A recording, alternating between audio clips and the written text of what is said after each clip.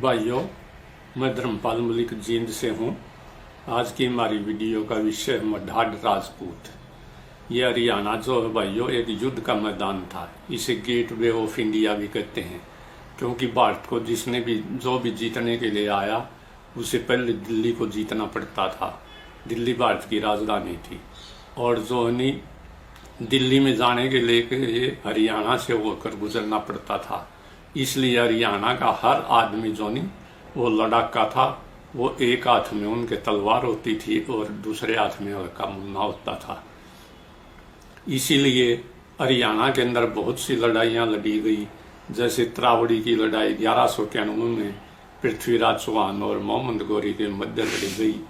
1191 में पृथ्वीराज जीत गया। 1192 में फिर त्रावड़ी के मैदान में लड़ी गई, जिसमें मोहम्मद गौरी जीत गया और दिल्ली पर मुसलमानों का राज्य कायम हो गया। इसी प्रकार से पानीपत के तीनों युद्ध भी चाहे वो 1526 का बाबर और इब्राहिम लोदी के मध्य था, चाहे 1556 का अकबर और हेमू के मध्य, चाहे 1761 का मराठों और अहमद शाह अब्दाली के मध्य, ये तीनों प्रसिद्ध लड़ाइयाँ हिंदुस्तान की और जो हरियाणा के अंदर पानीपत के अंदर लड़ी गई। इसी तरह करनाल की लड़ाई वो नादिर शाह ने 1739 के अंदर दिल्ली के ऊपर कब्जा कर लिया था। करनाल की लड़ाई नादिर शाह और मुगलों के मध्य लड़ी गई, वो भी हरियाणा में है। इस हरियाणा के हर गांव के साथ, हर चप्पे चप्पे के साथ लड़ाइयों किस्से जुड़े हुए हैं। 1947 के अंदर हरियाणा की आबादी के अंदर लगभग 25% जाट थे और 20% वो रांगड़ राजपूत थे। इन 20% में से 14% मुसलमान राजपूत थे, जिनको रांगड़ कहते थे, और 6% हिंदू राजपूत थे। यह राजपूतों के लगभग 70-75% पड़ते थे। रांगड़ राजपूतों के वो बहुत से गोत्र थे और इनके अपने अलग अलग इलाके थे। जैसे दिल्ली के आसपास तोमर राजपूत थे, तोमर, तंवर और तुरेती है। इनमें से तोमर में से आगे निकलकर तंवर जाटू, सतरोला, तंवर रागू ये निकल गए। तो इनका इलाका अस्सी के आसपास था, भिवानी से लेकर अगरवा तक तोमर जाटों का इलाका था। उनके रिश्तेदार पवार राजपूत थे, जिनको दादरी से लेकर गुवाना तक का इलाका दहेज में मिला था। इस कलानौर उनका सबसे बड़ा गांव था और वो कलानौर के पास उनके 12 गांव रांगड़ राजपूतों के थे और हिंदू राजपूत पवार राजपूतों के भी अनेक गांव थे। इसी तरह भट्टी राजपूत थे, जो वो सिरसा में थे, सिरसा और फतेहबाद में। चौहान राजपूत थे, वो करनाल और अम्बाला में थे, जिनका बड़ा गांव जुंडला था। इन दोनों तोमर राजपूतों और चौहानों के बीच में सेंट्रल हरियाणा के अंदर वो मडाड राजपूत रहते थे। ये हरियाणा का सबसे उपजाऊ और सबसे प्रोस्पर इलाका था। मडाड राजपूत यहाँ चंदेल राजपूतों का रहकर उन्होंने हरियाणा के अंदर अपना निवास किया था। कहते हैं कि मडाड राजपूत वो अयोध्या से हरियाणा के अंदर आए थे। सबसे पहले वो जींद के अंदर सेटल हुए। जींद को फिर उन्होंने ब्राह्मणों को दान में दे दिया। फिर उन्होंने अपनी नई राजधानी किलायत बसाई। किलायत के अंदर आज भी मडाड राजपूतों का चबूतरा है, जिसको 360 का चबूतरा कहते हैं।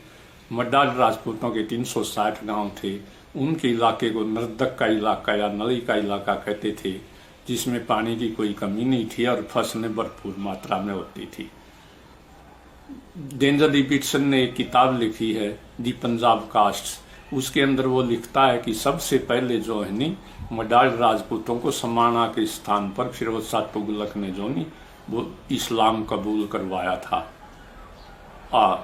इसी वजह से मोहन सिंह मडाड ने, जो कि किलायत का था और उसकी जागीर कैथल थी, समाना के ऊपर आक्रमण कर दिया। 1530 के अंदर वहाँ के काजी के महल को लूट लिया, उसकी जागीर को लूट लिया, महल को आग लगा दी और उसकी काजी के पुत्र का भी वध कर दिया।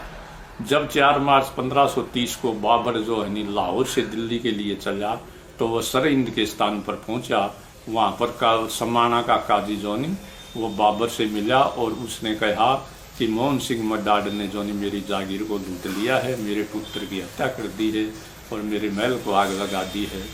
इसलिए बाबर ने जो है नी अली कुली हमदानी को जो है नी 3000 सैनिक देकर कैथल भेजा। लेकिन देखते ही देखते मडाड राजपूतों ने 3 घंटे के अंदर ही मुगल सेना को पीट दिया। लगभग 2000 मुगल सैनिक मारे गए और बड़ी मुश्किल से 1000 बचकर जो नहीं 1000 बचकर वापिस हिंद पहुंचे। तब बाबर को बड़ा गुस्सा आया और उसने अपने प्रसिद्ध सेनापतियों तरसेम बेग, नौरंग बेग, अली कुली खान उनको 6000 सैनिक देकर दोबारा कैथल के ऊपर अटैक करने के लिए भेजा। इस बार मोहन सिंह मडाड की हार हुई, उसे पकड़कर दिल्ली ले जाया गया। उसे इस्लाम कबूल करने के लिए कहा गया, लेकिन मोहन सिंह मडाड ने इनकार कर दिया, इसलिए उसकी बेरहमी से हत्या कर दी गई और मडाडों के सिरों को काटकर उनके सिरों से मीनार बनाया गया। मडाड राजपूत जोनी वो बड़े बहादुर थे, चाहे वो उन कर्नल योगेंद्र सिंह अपनी किताब हालवाए शमशीर में लिखता है कि रंग राजपूतों को जो नहीं मुगल वो अपनी सेना के अंदर भर्ती नहीं करते थे, क्योंकि जो नहीं मुगलों का मुकाबला राजपूतों ने ही किया था और इनमें स्पेशली हरियाणा के राजपूत थे। इसी प्रकार से मडाड कैथल के ऊपर जो नहीं 1767 से 1843 तक सिख बादशाहों का राज्य था, लेकिन मडाडों ने कभी परवाह नहीं की। पाई एक बहुत बड़ा गांव है जिसके अंदर जो नहीं मडाड रामगढ़ राजपूत रहते थे और जाट भी रहते थे, उनका आपस में भाईचारा था।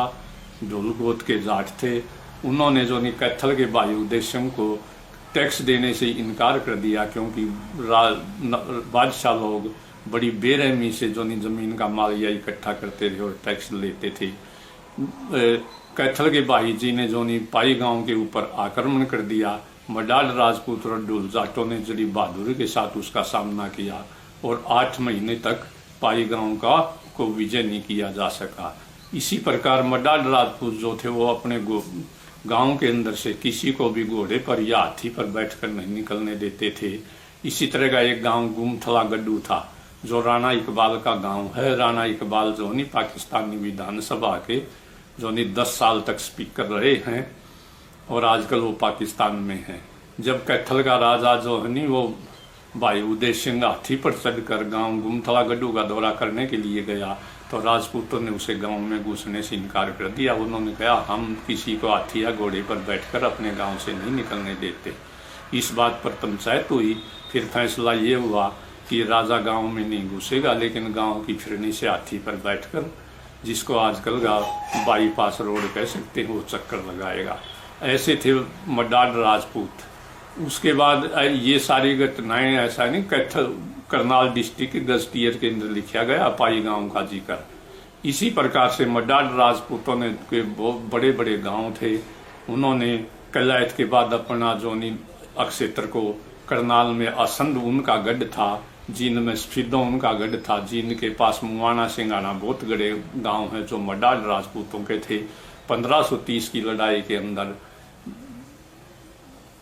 मुआना गांव का भी एक राजपूत शहीद हो गया था और उसकी बेगम जो ने उसके साथ ही सती हो गई थी। इसलिए आज भी गांव में सती माता का मंदिर है और दुल्हन ने जो है नी वो सती माता की शादी में पूजा करती हैं। तो मडाडों का ये पूरा इलाका था। उसके बाद मडाडों ने अपने इलाके का और विस्तार किया। गरोंडा भी उनका केंद्र बन गया। मडाडों के अनेक गांव थे, जलमाना, सिंगाना, मूनक।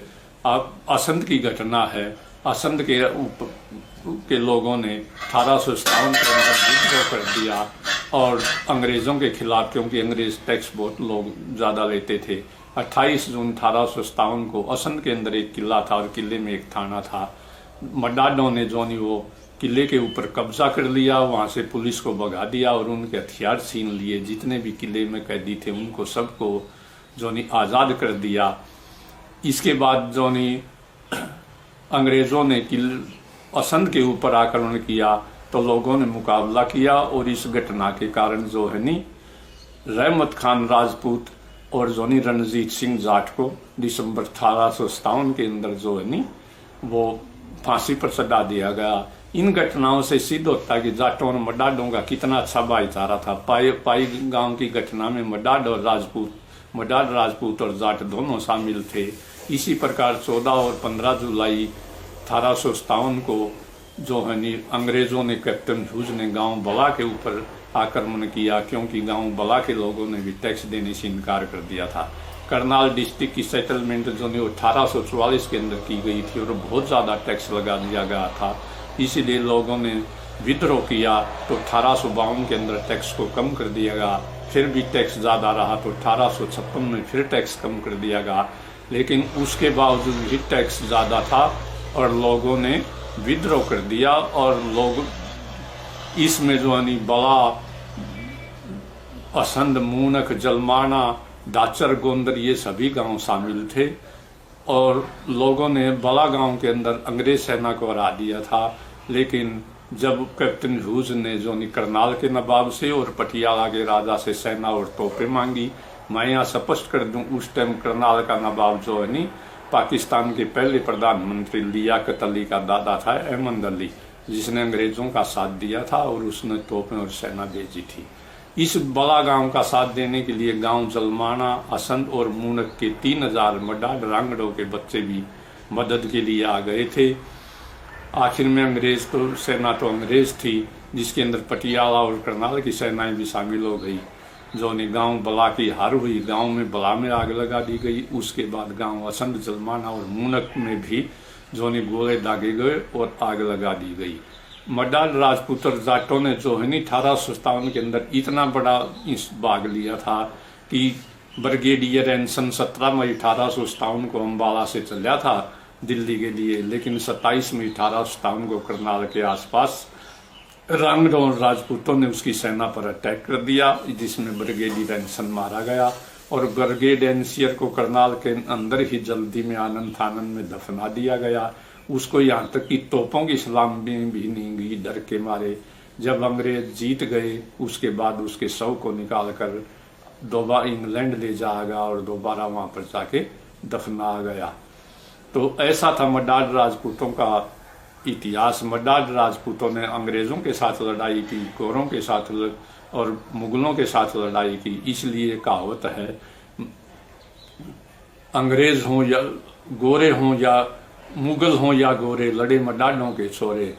तो रांगड़ राजपूत जो नहीं वो बड़े अकड़ में रहते थे, बड़े खाते पीते थे और ये इलाका जो नहीं बड़ा हरियाणा का आज भी सबसे प्रॉस्परस इलाका है, उस टाइम भी सबसे प्रॉस्परस इलाका था। मैं यहाँ ये स्पष्ट कर दूं कि हरियाणा के अंदर जो इस्लाम का प्रसार किया है वो औरंगजेब से भी ज्यादा जो नहीं फिरोज शाह तुगलक के समय में हुआ है। फिरोज शाह तुगलक जो है उसका राज्य 1351 से 1388 तक था। फिरोज शाह तुगलक ने ही हिसार, फतेहाबाद और रानिया रजबपुर, जिसका आजकल नाम रानिया है, ये शहर बसाए थे। उसने हरियाणा के अपनी स्टेट को जो नहीं सुन्नी स्टेट बना दिया था और राज्य का धर्म इस्लाम धर्म बना दिया था। फिरोज शाह तुगलक ऐसा पहला शासक था जिसने हिंदुओं के ऊपर जजिया कर लगाया और ब्राह्मणों के ऊपर भी जजिया कर लगा दिया।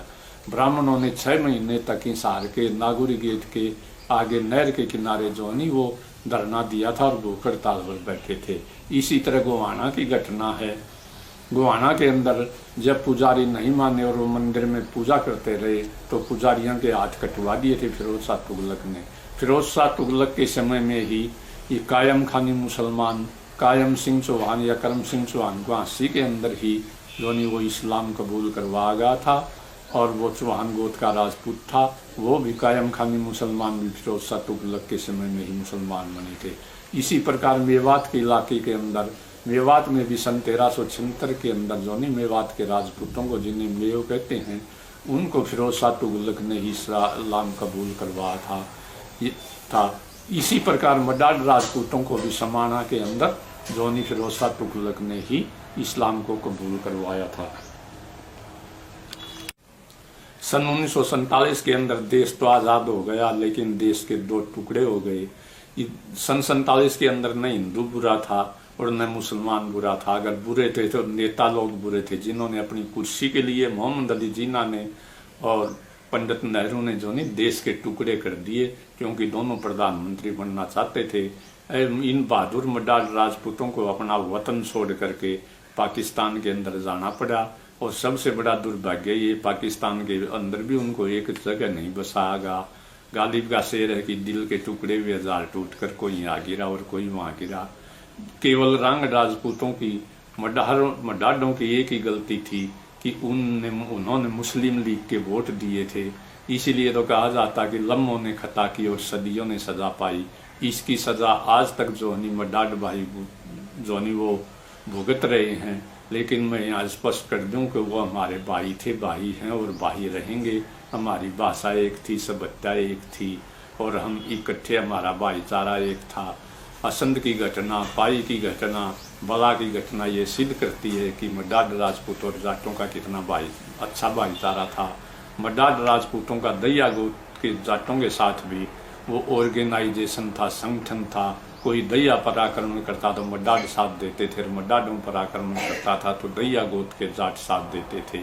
इस प्रकार जो बेचारों को 1947 में वतन छोड़कर यहाँ से जाना पड़ा। भाइयों, हम उनको आज भी याद करते हैं और हमें उनकी बड़ी कमी फील होती है। इसके 47 के अंदर देश का बंटवारा ही नहीं हुआ, राजपूत कौम का भी बंटवारा हो गया। अधिकतर जो नहीं वो मडाड राजपूत पाकिस्तान चले गए और जो हिंदू राजपूत थे मडाड वो यहाँ हिंदुस्तान में रह गए। इससे मडाड राजपूतों की पावर को जो नहीं बहुत बड़ा धक्का पहुंचा है। जय हिंद भाइयों, अगर आपको ये वीडियो पसंद आए तो कृपया चैनल को सब्सक्राइब कर देना। धन्यवाद।